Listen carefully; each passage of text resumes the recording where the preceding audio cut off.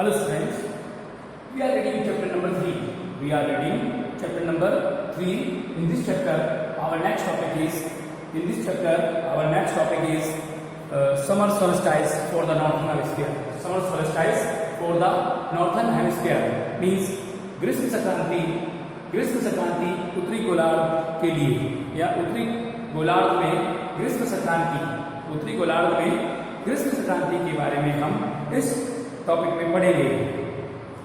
Summer solstice for the northern hemisphere. Summer solstice for the northern hemisphere, ग्रीष्म संक्रांति उत्तरी गोलार्ध के लिए या उत्तरी गोलार्ध में ग्रीष्म Sankranti. On 21st June, the northern hemisphere is tilted towards the sun.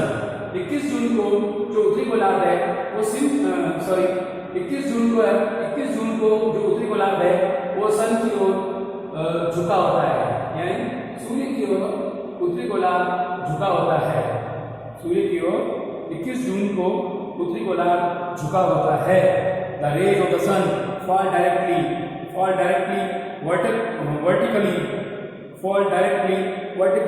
vertically on the tropic of Cancer, और जब ये उत्तरी गोलार्ध सूर्य की ओर झुका होता है तो तब सूर्य की किरणें सीधी कर्क रेखा पर गिरती है। यानी इस कारण से जब उत्तरी गोलार्ध सूर्य की ओर झुका होता है और झुके होने की वजह से इस समय यानी 21 जून के समय सूर्य की किरणें सीधी कर्क रेखा पर गिरती है। As a result, these area receives more heat, और जिसका परिणाम होता है कि ये क्षेत्र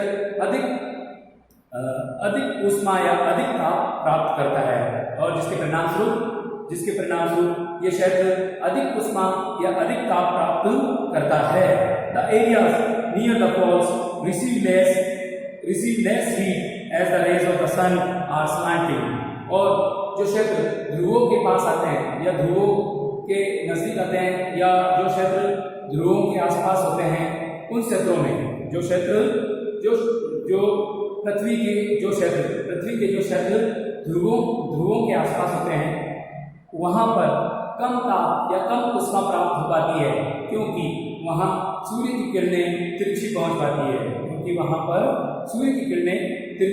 पहुंचती है। और जैसा कि आप जानते हैं तिरछी किरणें एक लार्ज एरिया को कवर करती है, सो उसमें हीट या ताप उस क्षेत्र को कम मिल पाता है या उन क्षेत्रों को ऊष्मा या ताप कम मिल पाता है। As the North Pole is inclined toward the sun, the region from the North Pole to the Arctic Circle is under the continuous sunlight for 24 hours. जैसा कि उत्तरी ध्रुव सूर्य की ओर प्रवृत्त है, यानी उत्तरी ध्रुव का जो है सूर्य की ओर झुका हुआ है या उत्तरी ध्रुव सूर्य की ओर प्रवृत्त है, जैसा कि उत्तरी ध्रुव सूर्य की ओर प्रवृत्त है। इस कारण से इस क्षेत्र में यानी उत्तरी ध्रुव से लेकर आर्कटिक सर्कल तक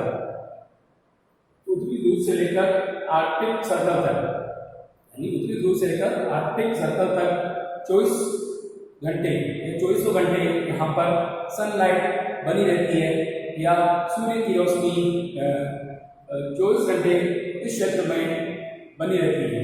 यानी जो उत्तरी ध्रुव है वो सूर्य की ओर प्रवृत्त है या सूर्य की ओर झुका हुआ है या सूर्य की ओर प्रवृत्त है, और सूर्य की ओर प्रवृत्त होने की वजह से उत्तरी ध्रुव से लेकर आर्कटिक वृत्त तक या उत्तरी ध्रुव से लेकर आर्कटिक सर्कल तक यहाँ पर लगातार 24 घंटे या 2400 घंटे सूर्य की रोशनी बनी रहती है। सूर्य की रोशनी यहाँ पर लगातार 24 घंटे या 2400 घंटे बनी रहती है। और मतलब यहाँ पर जैसा मैंने आपको बताया है कि मतलब जो है उत्तरी ध्रुव सूर्य की ओर प्रवृत्त है और सूर्य की ओर प्रवृत्त होने की वजह से उत्तरी ध्रुव से लेकर आर्कटिक पर्वत तक उत्तरी ध्रुव से लेकर आर्कटिक पर्वत तक उत्तरी ध्रुव से लेकर आर्कटिक पर्वत तक लगातार सूर्य की रोशनी 24 घंटे बनी रहती है। लगातार सूर्य की रोशनी 24 घंटे बनी रहती है। Norway and Sweden are the two country where the phenomena of midnight sun is scene.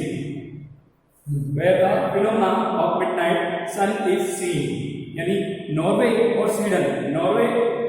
And Sweden are the two countries where the phenomena of midnight sun is seen. Where the phenomena of midnight sun is seen. यानी Norway और Sweden दो ऐसे देश हैं। Norway and Sweden are the two countries where the phenomena of midnight sun is seen. जहाँ पर कि मध्य रात्रि तक सूर्य दिखाई देता है। यानी यूरोप के दो देश है नॉर्वे और स्वीडन दो ऐसे देश है जहाँ पर मध्य रात्रि तक सूर्य दिखाई देता है। The region experiences continuous daylight for about 6 months। और इस क्षेत्रों में यानी उत्तरी ध्रुव के क्षेत्र में लगातार जो है वो 6 महीने तक the region experiences continuous daylight for about 6 months।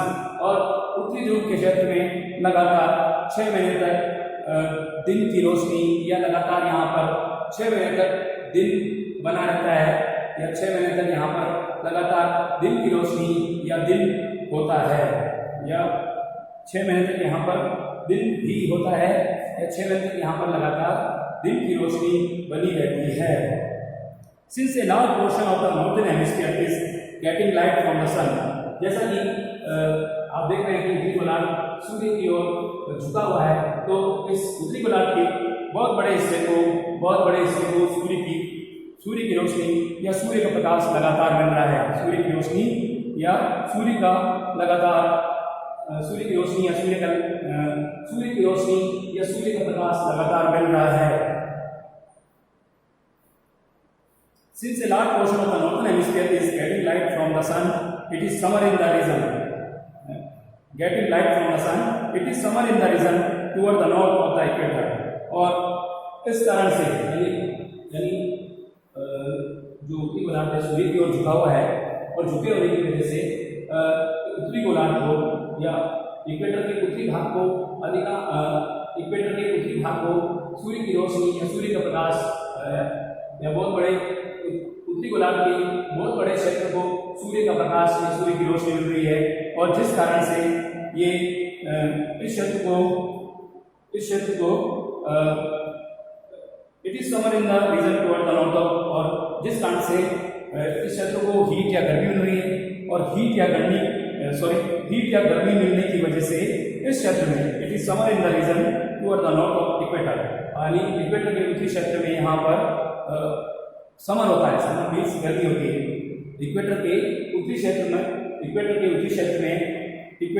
क्षेत्र में यहाँ पर गर्मी होती है। This position of the earth is called the summer solstice for the northern hemisphere. और पृथ्वी की ये स्थिति कहलाती है summer solstice for the northern hemisphere. यानी पृथ्वी की ये स्थिति उत्तरी गोलार्ध के लिए समर सॉल्स्टिस या ग्रीष्म संक्रांति कहलाती है। पृथ्वी की ये स्थिति उत्तरी गोलार्ध के लिए समर सॉल्स्टिस या ग्रीष्म संक्रांति कहलाती है। The longest day and the shortest night at these places acquire on 21 जून। और जो सबसे लंबा दिन और जो छोटी रात होती है उत्तरी गोलार्ध में वो 21 जून होती है। यानी 21 जून को उत्तरी गोलार्ध का 21 जून के दिन या 21 जून को उत्तरी गोलार्ध का सबसे लंबा दिन और सबसे छोटी रात होती है। एट दिस टाइम इसी समय all these condition are reverse in the southern hemisphere. ये सभी स्थितियां बिल्कुल विपरीत या बिल्कुल उल्टी होती है दक्षिणी गोलार्ध में। ये जो स्थितियां उत्तरी गोलार्ध में होती है, इसके विपरीत बिल्कुल विपरीत स्थितियां या कंडीशन जो होती है दक्षिणी गोलार्ध में। दक्षिणी गोलार्ध में इसके बिल्कुल विपरीत स्थितियां होती है। At this time, all these conditions are reversed in the southern hemisphere। इसी समय ये स्थितियां बिल्कुल विपरीत होती है दक्षिणी गोलार्ध में। The south pole is away from the sun, और यह बिल्कुल विपरीत होती है। और जैसा कि the south pole is away from the sun, experiencing total darkness। जो दक्षिणी गोलार्ध है वो सूर्य से बहुत दूर है या सूर्य से बिल्कुल दूर है, और यहाँ पर सूर्य से दूर होने की वजह से सनरेज नहीं पहुंच पाती है, और सनरेज नहीं पहुंचने की वजह से यहाँ पर पूर्णतया डार्कनेस या अंधेरा होता है। यानी यहाँ पर लगातार अंधेरा बना रहता है। This position of their is winter in the southern hemisphere. और यहाँ पर दक्षिणी गोलार्ध में सर्दी या दक्षिण गोलार्ध में यहाँ पर शीत ऋतु या दक्षिण गोलार्ध में यहाँ पर शीत ऋतु बनी रहती है। दिस पोजीशन ऑफ अर्थ, यानी दक्षिण गोलार्ध पर यानी उत्तरी गोलार्ध के विपरीत यहाँ पर सर्दियाँ होती है दक्षिणी गोलार्ध में। उत्तरी गोलार्ध के विपरीत यहाँ पर सर्दियाँ होती है। And this position of the earth is called winter solstice for the southern hemisphere. और ये स्थिति दक्षिणी गोलार्ध के लिए विंटर सोल्स्टिस के नाम से जानी जाती है, या शीत संक्रांति के नाम से जानी जाती है। ये स्थिति जो बनती है इसी समय दक्षिणी गोलार्ध में, ये स्थिति दक्षिणी गोलार्ध में विंटर सोल्स्टिस के नाम से जानी जाती है। विंटर सोल्स्टिस या शीत संक्रांति के नाम से जानी जाती है। The shortest day and the longest night in the southern hemisphere acquire on 21 जून। सबसे छोटा दिन और सबसे लंबी रात दक्षिणी गोलार्ध में 21 जून होती है, बिल्कुल उत्तरी गोलार्ध के विपरीत। जैसा कि उत्तरी गोलार्ध में सबसे लंबा दिन और सबसे छोटी रात 21 जून होती है। सबसे लंबा दिन और सबसे छोटी रात उत्तरी गोलार्ध में सबसे लंबा दिन, उत्तरी गोलार्ध में सबसे लंबा दिन और सबसे छोटी रात 21 जून होती है। उसके बिल्कुल विपरीत दक्षिण गोलार्ध में दक्षिण गोलार्ध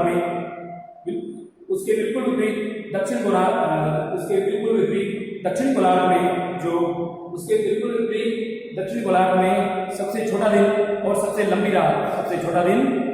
लंबी रात 21 जून को होती है। The region from the South Pole to Antarctic Circle experiences darkness for 24 hours. The reason from the south pole to Antarctic circle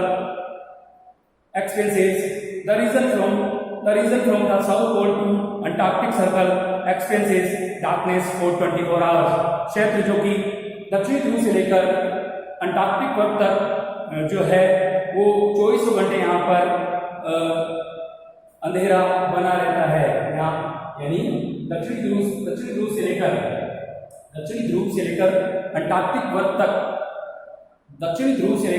Antarctic वर्ग तक यहाँ पर लगातार 24 घंटे अंधेरा बना रहता है। 24 घंटे यहाँ पर लगातार अंधेरा बना रहता है। Winter solstice for the northern hemisphere. Winter solstice for the northern hemisphere, ये हम अगली क्लास में पढ़ेंगे।